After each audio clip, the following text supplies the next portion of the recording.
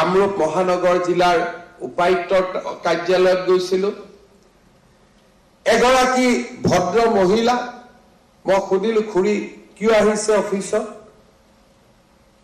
বোলে মুখ্যমন্ত্ৰী ডাঙৰীয়া, মোৰ হাজবেণ্ড অসম চৰকাৰৰ এগ্ৰিকালচাৰ ডিপাৰ্টমেণ্টত কাম কৰিছিলে, গেজেটেড অফিচাৰ, তেওঁৰ পেঞ্চনটো মোৰলৈকে ট্ৰান্সফাৰ হোৱা নাই, তাৰ কাৰণে মই ইয়াত আহিছোঁ। বোলে আপোনাৰ পেঞ্চন লাগে, আপুনি দিছপুৰত যাব লাগে, ডিচি কোৰ্টত আপোনাৰ কি? নহয়, তেখেত যে মোৰ স্বামী আছিলে সেই কথাটো ডিচিজনে লিখি দিব লাগে। এতিয়া এই নিয়মটো কোনে বনালে? এজন কাৰ্যালয়ত কাম কৰা মানুহ 40 বছৰ মই একেলগে কাম কৰিলো, কি আমাৰ অফিচত এনেকুৱা এখনো ডকুমেণ্ট নাথাকে যে অমুক মোৰ পত্নী বুলি? আমাৰ ডকুমেণ্টেশ্যন ইমানেই নাথাকে যে ডিচিজনৰ চাৰ্টিফিকেট নহলে আমি ক'ব নোৱাৰো? এই ব্যৱস্থাসমূহৰ নিৰন্তৰ পৰিৱৰ্তন লাগে।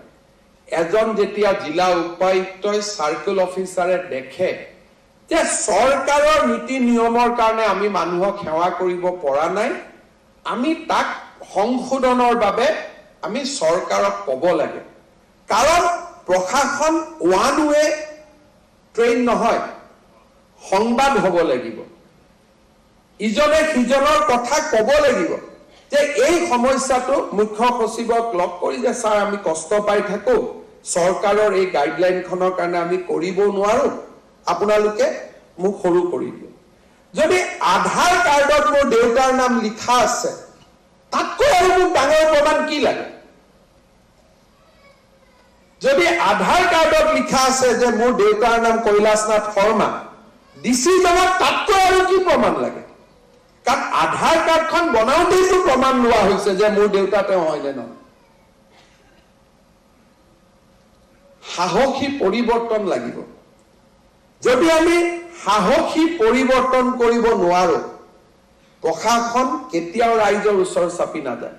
দুই এজনে মোক ক'ব যে ছাৰ মানুহজনে কিজানি ছেকেণ্ড মেৰেজ কৰি থৈ দিছে, কেনেকেনো দি ইনকুৱাৰী কৰি। তেনেকুৱা কেছ কেইটা আহিব? 5টা আহিব, 10টা আহিব। প্ৰশাসন হৈছে বহুজন সুখায় বহুজন হিতায়। এটা অদ্ভুত কেছ এটা মনত ৰাখি 99 জনক হাৰাশাস্তি কৰাটো প্ৰশাসন নহয়। ডিৰেক্টৰজনে মাতি আনিব, ভাই মাক মাতিবা, এদিন দুআষাৰ পাতি ল'ম, হৈ গ'ল, লিখি দিলে যে I have talk to him, finish. আৰু কি প্ৰমাণ লাগে? মই মুখ্য সচিব ডাঙৰীয়াক ক'ব খোজো, চহীটো মোৰ ল'ব, সাহসী পৰিৱৰ্তনৰ কাৰণে ৰাজ্যখনক সাজু কৰক। আজিৰ দিনটোত মোৰ পিতৃ কোন বুলি সুধি জিলা উপায়ুক্তৰ তাত আজিৰ দিনটোত 12,000 এপ্লিকেশ্যন জমা হৈ আছে গোটেই অসমখন। মুখ্যমন্ত্ৰী হিচাপে নিতৌ মই এনেকুৱা সমস্যা দেখা পাই থাকো। মই ভাবো যে আমাৰ বিষয়াসকলে, কৰ্মচাৰীসকলে প্ৰতিটো দিনতে ৰাইজক সেৱা কৰাৰ বাবে আমি ক'ত ক'ত ব্যৱস্থাৰ পৰিৱৰ্তন লাগে, সেই ব্যৱস্থাৰ পৰিৱৰ্তনৰ বাবে আমি প্ৰচেষ্টা কৰিব লাগে।